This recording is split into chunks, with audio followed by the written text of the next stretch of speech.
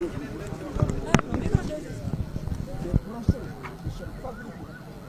procédures qui sont violées,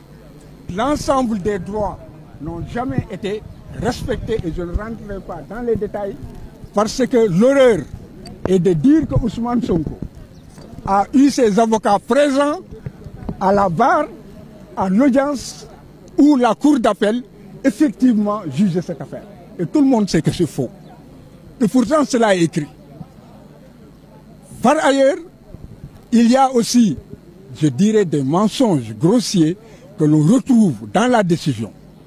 Mais ce sont des détails, je n'y reviendrai pas, et ce sont des moyens qui doivent être aujourd'hui jugés. Maintenant, il y a une dernière étape, c'est en fait la Cour suprême. Parce que la décision de Mame Mbaye Niang ne peut pas avoir une valeur juridique utilisable par le système politique s'il n'est pas revêtu de l'autorité de la chose jugée. Voilà ce qui est recherché. Donc il faut que la Cour suprême statue. Et c'est la programmation d'aujourd'hui où la Cour suprême devait en fait se prononcer. Il se trouvait que les avocats de M. Ousmane Sonko ont déposé une exception d'inconstitutionnalité. Et c'est la loi qui dit que devant la Cour d'appel, vous pouvez soulever une exception d'inconstitutionnalité, vous pouvez aussi le faire devant la Cour suprême. Alors, la conséquence, c'est que la Cour suprême ne peut pas, en droit, aujourd'hui, rendre sa décision. Elle ne pourra rendre sa décision que dans un mois. Donc, la question des candidatures sera dépassée. Et c'est pourquoi, aujourd'hui, tout le monde est en alerte pour savoir est-ce que la Cour suprême va respecter la loi sur le Conseil constitutionnel, sa propre loi organique, sa propre jurisprudence, où elle dit que si, au cours de l'instance, une exception d'inconstitutionnalité est soulevée, elle vérifie seulement sa compétence, la recevabilité du recours formé devant elle, puis, après cela, elle a l'obligation de surseoir à statuer et de renvoyer le dossier au niveau du Conseil constitutionnel. Et le Conseil constitutionnel aussi, dans sa jurisprudence, a dit que la Cour suprême doit veiller à vérifier ces deux éléments, la compétence et la recevabilité. En dehors de cela, elle n'a aucune compétence. Donc, moi, en toute honnêteté, je ne sais pas, je ne connais pas cette procédure actuelle qui, en fait, est en cours. Parce que joindre l'exception au fond, cela veut dire que tout sera examiné par la Cour suprême. Alors que la Cour suprême a déjà examiné sa compétence. Si, en fait, elle ne l'avait pas examiné, l'audience ne serait pas tenue par une simple ordonnance. Elle aurait effectivement évacué la question. La Cour suprême a réglé la question de la recevabilité du point de vue de sa loi organique. Parce que si, en fait, il y avait la déchéance ou la forclusion, la question de la recevabilité du recours se posant par simple ordonnance, la Cour suprême aurait effectivement notifié aux parties la déchéance ou la forclusion. Elle ne l'a pas fait. Donc, du point de vue procédural, aujourd'hui, la Cour suprême sait que ces questions sont évacuées et qu'elle devait, après les rapports, entendre les parties sur l'exception d'inconstitutionnalité et maintenant renvoyer devant le Conseil constitutionnel en sursis avec un sursis à statuer. Donc, pour l'instant, les avocats de M. Ousmane Sonko ont plaidé. En ce qui me concerne, je ne suis pas entré dans le fond, je m'y refuse, parce que du point de vue de la procédure, pour moi, c'est une absurdité. Et c'est un piège aussi à con. Elle doit se prononcer sur l'exception et on saura quels sont ses arguments. Maintenant, il y a une pause, ce seront les avocats de la partie civile, ensuite le ministère public. Il n'y aura pas de réplique. La Cour rendra alors sur le siège sa décision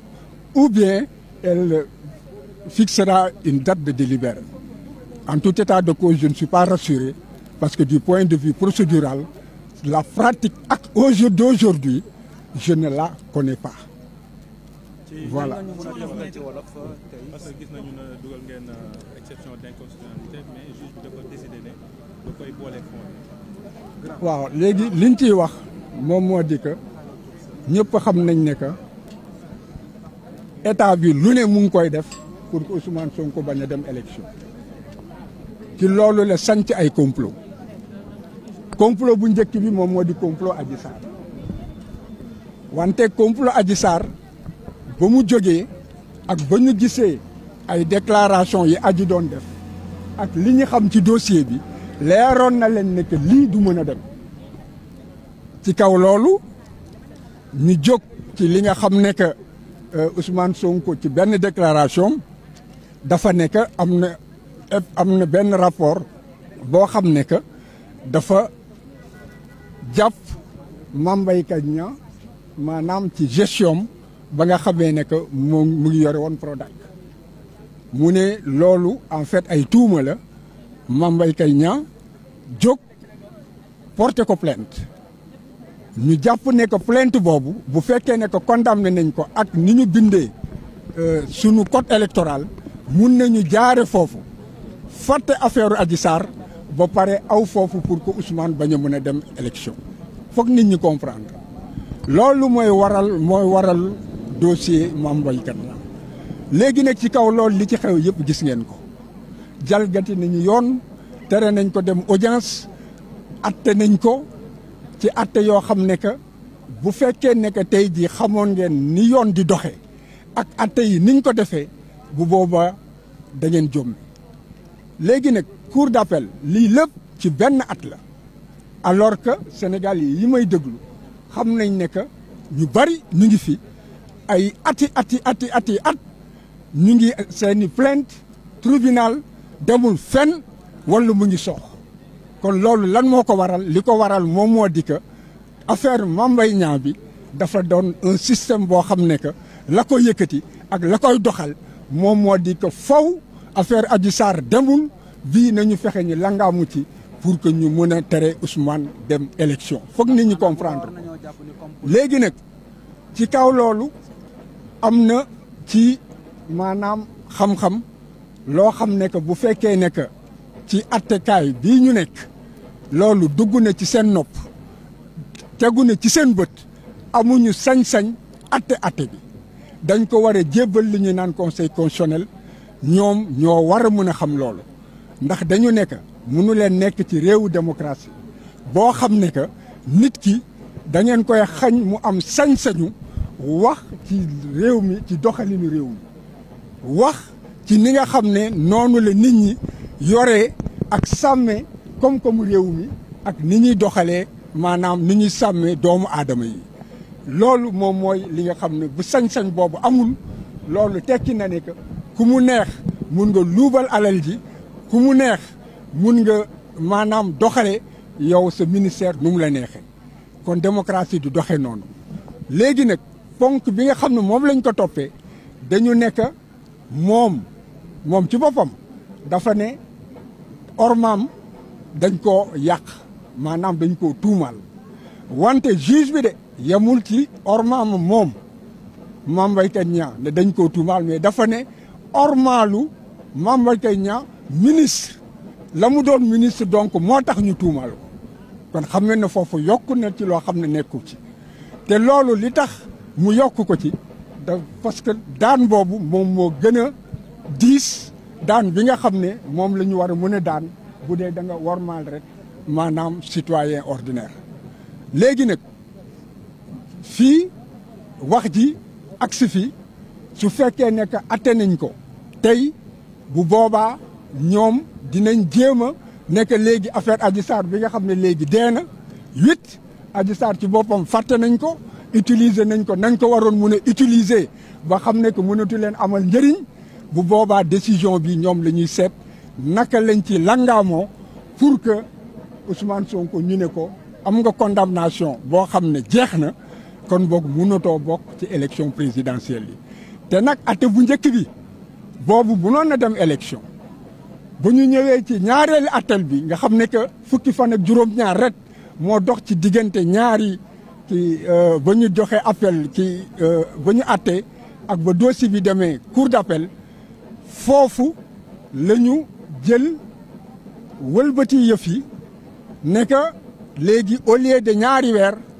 léegi liñ ko tëj moom moo di juróom-benn weer yu mu dul tëdd te yoon dafa ne que bu fekkee ne que tëj nañ la lu mot juróom-benn weer donte doo ko tëdd yow mënatoo nekk ci élection présidentielle. kon gis ngeen fañ ko jëlee taw yi ñaar ba juróom-benn pour mu yem net yaakaar ne que mun nañu nax Sénégalais yi parce que dañuy naan kon ko tëddul kaso rek baax na alors que ñoom li ñuy dox ñu ngi koy doxal. léegi nag foofu nag sañ-sañu doomu aadama ci réewum démocratie pour que nga mën a joxe yëkkati sa kàddu ci ni ñuy doxalee maanaam réew mi mun a yëkkati sa mun a yee nit ñi mun leen xamal dégg nga ci li nga xam ne que noonu la ñuy dox ci doxalini réew mi loolu foofu la ñu tënk wax ci ndax dañu ne que ministre la te ba nga xamee ne que moom dafa yore woon ay koom-koomu réew mi foofu la luubal bi am kon pour que nit ñi yëg ko yëgle la te loolu droit yoon dafa nekk bu fekkee ne que loolu ci amee ci réewum démocratie nit ki mënuñu koo topp ab droit la. léegi nag constitution bi it dafa nekk loolu dañ koo sàmm ku ci ne war nga mën a jóg wax yow la nga xalaat ci doxalinu réew mi ak ndox mi réew mi naka lañ koy doxale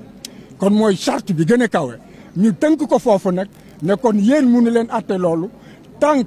ñii kii nga xam ne moom mooy xool yoon loi bi ndax méngoon naa constitution kooku xoolul ponk bi nga xam ne moom lañ topp Ousmane Sonko ndax bokk na ci li nga xam ne que si sañ-sañ la bokk sañ-sañu doomu aadama ci réewum démocratie wala bokkul ci sañ-sañu doomu aadama ci réewum démocratie kon boog tey ñoom mënuñu koo atte ci yoon su fekkee atte nañ ko tey jii man de la ma xam ak li ñëpp xam te ñoom seen bopp it atte yi nga xam ne atte nañ ko fi nekk bu fekkee nekk wax ju mel noonu yëkkati nañ ko seen kanam amatuñu sañ-sañ wax ci wax ji donte conseil constitutionnel waxul lan la ci xalaat su fekkee ne que nee na que méngoowul ak charte réew mi bu boobaa wax ji jeex na la ñu atte woon yëpp day saay day mel ni que musuta am et que loolu dañ koy dindi ci maanaam loi yi dootu ci bokkati su fekkee ne conseil constitutionnel nee na que méngoo naag charte réew mi ak engagement yi Sénégal am booba la dossier bi di ñëwaat cour suprême war koo mën a atte te loolu diggante bi lu mu gaaw dégg nga yoon dafa nekk ci biir weer wi ci weer lay doon kon dina fekk élection yi weesu na nga xamee ne que noonu la waxu Adji Sarr saayee amatul benn solo noonu la wax ji di saayee amatul benn solo kon boog kon tey ji nit ñi xam ne que bés bi bés la boo xam ne que attekat yi ñoom ñooy jël seen responsabilité la nga xam ne loolu lañ mës a atte la nga xam ne loolu la yoon tëral ñu def ko ne wax ci fi mu ne aj nañ ko ba conseil constitutionnel wax nii nag muy doxee ñu ne que dañuy boole wax yëpp wax bi nga xam ne que dañ ko war a jébbal conseil constitutionnel wala ak dañ ko war a atte ba mu jeex lii ngeen di ñaxtu fii yëpp la ñuy boole door di joxe suñu atte dama ne doxalin boobu pour man doxalin la boo xam ne jànguma ko te xawma ko te tey na sama xel.